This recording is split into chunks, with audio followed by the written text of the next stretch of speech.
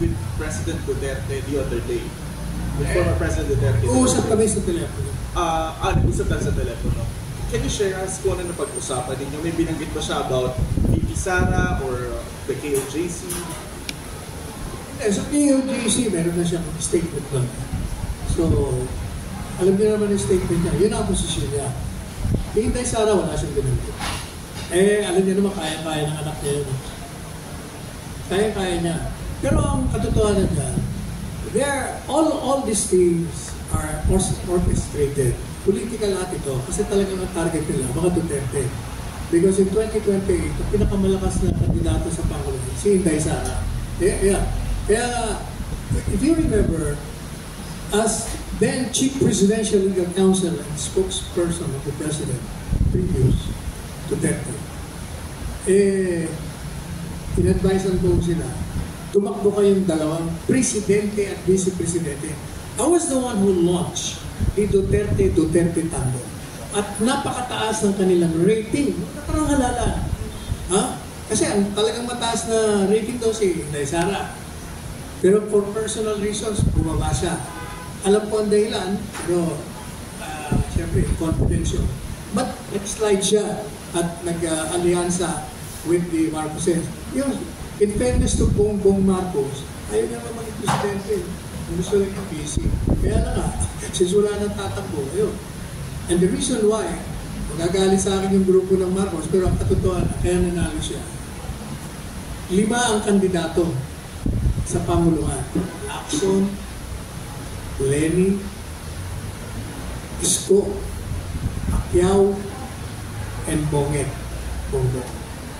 Yun ang 4 na binanggit ko, malibang kay Bongbong Marcos, tinitira si Duterte. Di ba? Lahat sila tumira kay Duterte. But not Bongbong Marcos. He kept quiet. In fact, pinupuri niya si Duterte at sinabi niya, pag siya nanalo, he will continue with the policy. So kung kayo mga Duterte, saan kayo pupunta? Di siyempre pupunta na kayo kay Marcos. Lalo pa, nandun pa yung anak. Kaya siya nanalo. Pero kung itong 4 na ito, hindi bumanat kay Duterte, ang magandang laban nila, equal ang laban nila. Kasi pipili ang tao. Ngayon, since mali si Inday at nag-ambisyon naman itong si Martin, una tinanggal niya si Arroyo, siyempre nag-react naman yung kalyado, mali siya. That started the whole hula-baloo about this. Tinarget nila si Inday, kaya pumasok na dyan, after targeting Inday ng confidential funds, pinanatan na si Digong. After Digong, pinasok na si Pastor Kibuloy. Kaya, yan ang senaryo. Kailangan talaga kasi, hindi ba nila ito habang maaga pa? Otherwise, may problema talaga siya. Can you share us kung ano na lang yung napag-usapan po ninyo ni President? Kung ano na yung pag-usapan ninyo sa telepono? Well, ang pinag-usapan namin, yung sabi ko, papatawag ka daw. Although, sabi ko, hindi naman obligado kasi sinabi nila na, if you can come na, pupunta ka ba? Sabi niya, paano naman ako pupunta? Yung congressional meeting, hindi naman tunay na hearing yan. They violate your rights. You cannot even speak. If you speak, they will stop you from speaking. Useless yan. Hindi ako a-attempt.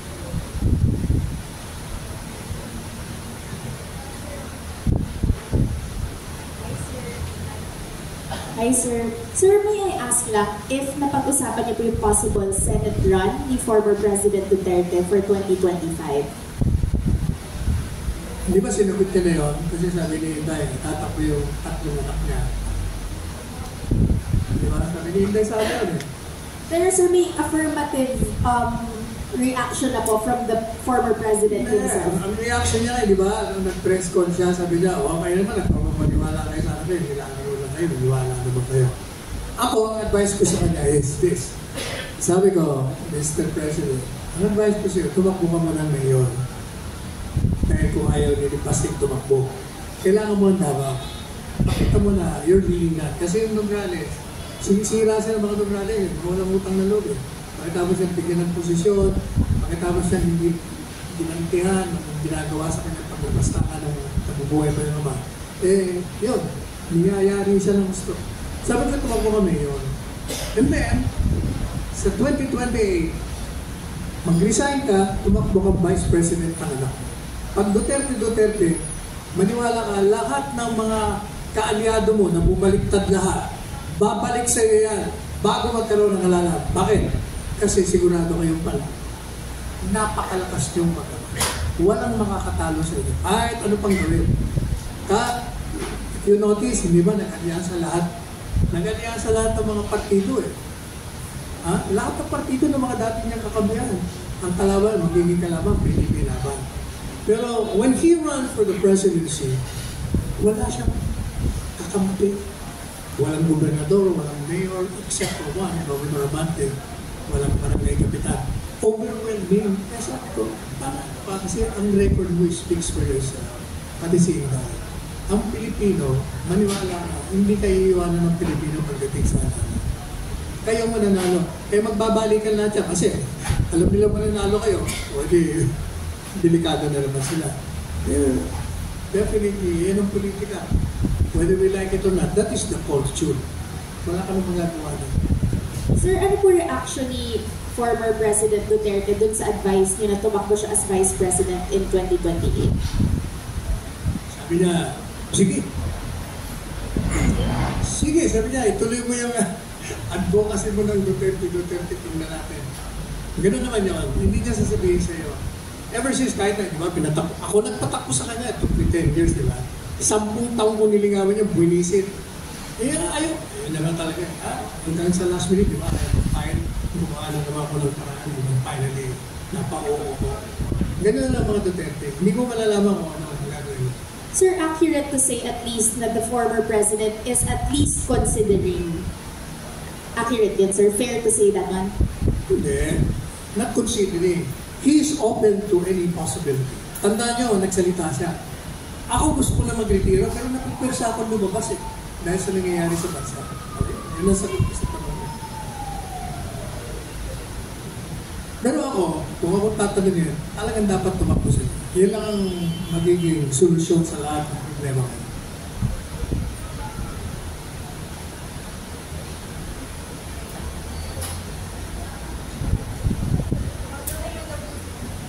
On the way, baka mga anak na.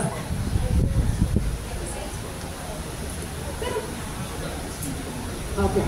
So, attorney, sinabi niyo kasi yung advice former President Duterte na tumakbo mayor. So, Initially. so ano pong sagot niya doon? Tingnan natin. Hindi, gusto niya nga ako patakboy niyang mayor. Ang Pero bigyan yung naman sa ako, kahit akin, na ang buhay ko rito sa Quezon City, tatakbo pa ako doon. Kay Baste naman po, ano naman po yung plan? Wala eh. Si Basti, wala naman sinasabi eh. Ang alam ko noon, ayaw niya maging mayor. Napuwersa natin kasi hindi naman talaga siya mahilig sa politika. Pero sa mga nangyayari, baka nagbago na rin ang isip, baka tatakbo na ulit. Either tumakbo mayor, tumakbo senador. Pero kung tatakbo yung 3 senador, nanalo lahat yun. Sa madaling salita, Secretary, hindi pa interesadong bumaba ulit sa pagka-mayor si President. Sir, hindi pa interesado batay dun sa sagot ni Presidente na bumalik siya sa pagiging mayor. Tama ba? Wala ako. Basta open lang siya sa lahat. Hindi mo siya mako-corner. He will never tell you. Ganun yan. Magre-respond lang yan kung may clamor. Pag may clamor, kasi I remember, nung di ba, hindi na siya nag-file ng certificate of candidacy. Meron kami atin na premiere night dyan sa mall. Kasi, kung hindi na siya nag-file, wala na pag-asa. Tinawagan ko siya. Pag kami dalawa nag-usap, ang tawagan namin, Padre. Sabi ko, pwede ba pupunta rin sa Maynila?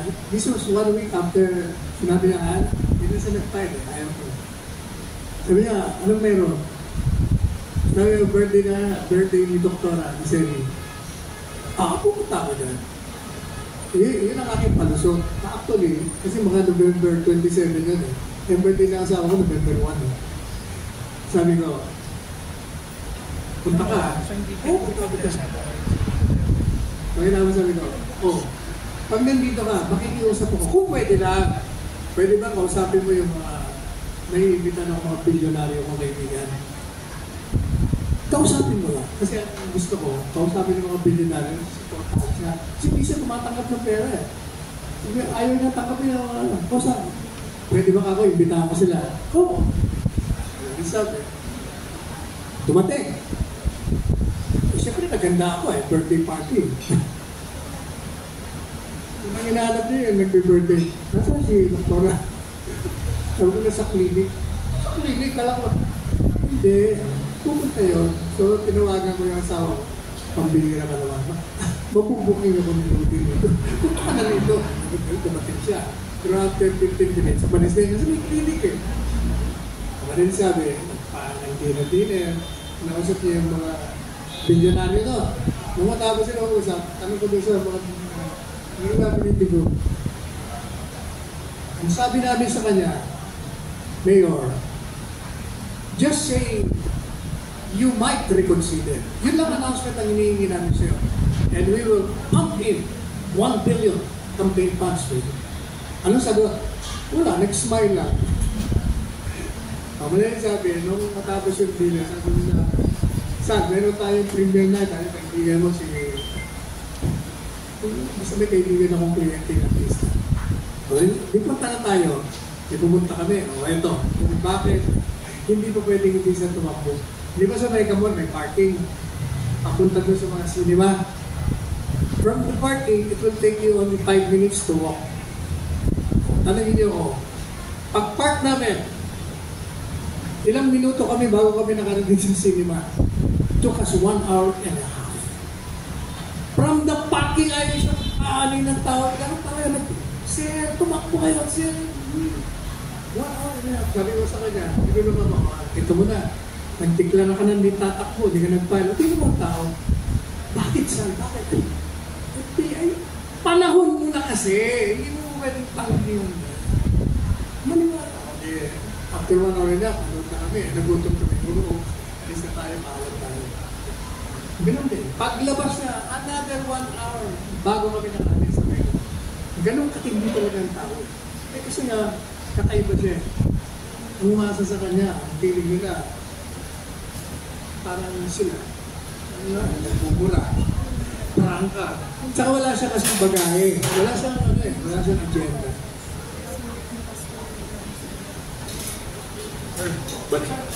Balik lang ako kay Pastor Apollo Piccoloy.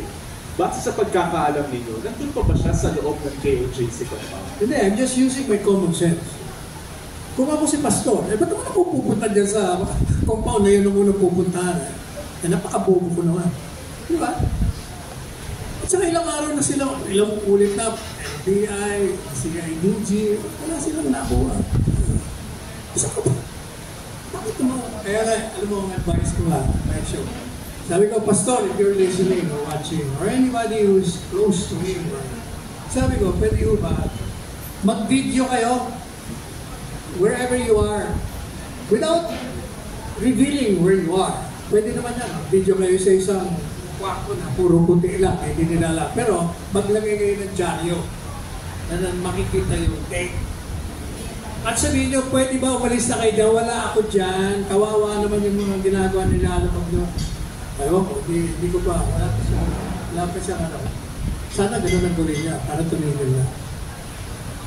Sir, question po. You've mentioned na 8 months ago you talked to Pastor Piccoloy. Yeah. Saan po yun? Ano sa ano? Kasi kung hindi ako nagkakamali birthday. Birthday. Saan pong area? Saan lugar? Doon mismo sa compound. Sa compound mismo. Doon mismo sa ano. Kasi birthday niya, celebration yun. Di ba pag birthday niya, nag-invite. Christians lahat. Yung mga bumabalan sa kanya, nandun lahat yun.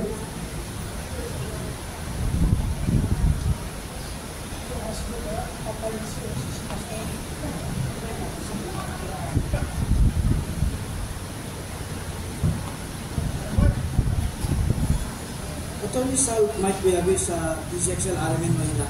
Sir, nakasama mo ba sa pag-upin niyo, yung pag-uusap niyo na rin na dating Pangulong Rodrigo Duterte pong kalagayan ngayon ni dating spokesperson Harry Roque? Na parang tipong pinupuntirya na rin po siya, may kugnayan dito sa issue ng operation. Iba ang aking posisyon yan. Alam niyo, nanonood ako eh. Ang problema dyan sa binanggit mong pangalan, nahuhuli siya sa sarili niyang bibig. Yung mga sagot niya, huli-huli na abogado siya nung South something. Huli, kasi sasabihin niya, di ako abogado niya. Abogado lang ako ng Cassandra O. Di ba? Ang problema, yung Cassandra O, kumakatawan sa South, kumakatawan din sa Whirlwind. Sabi niya, wala akong kinalaman dyan. Kliyente mo nga kliyente niya, kumakatawan doon sa South. Kliyente mo ang South, not only that, sinamahan mo pa pumunta sa PAGCOR, ilang beses nagpa-follow up ka. O, hindi ka, abogado ka nga. O kaya siya nakukontent. Tapos, kaya siya nakontent, sabi niya, meron daw siya pista. Akala niya daw kasi Friday. Paano? Oh, alam niyo, for a lawyer. Merong notice doon, merong petsa doon. Paano mo naman masasabi nagkamali ka? O, ayan ang problema.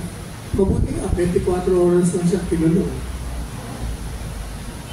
Dahil lang yung naging estudyante niya, parang naawa sa kanya. Gawin mo lang ng 24 oras. Kaya nahanap niya pa yata sa kasal. Tony, magandang hapon po. Jimmy Mendoza, DJ sa Radyo.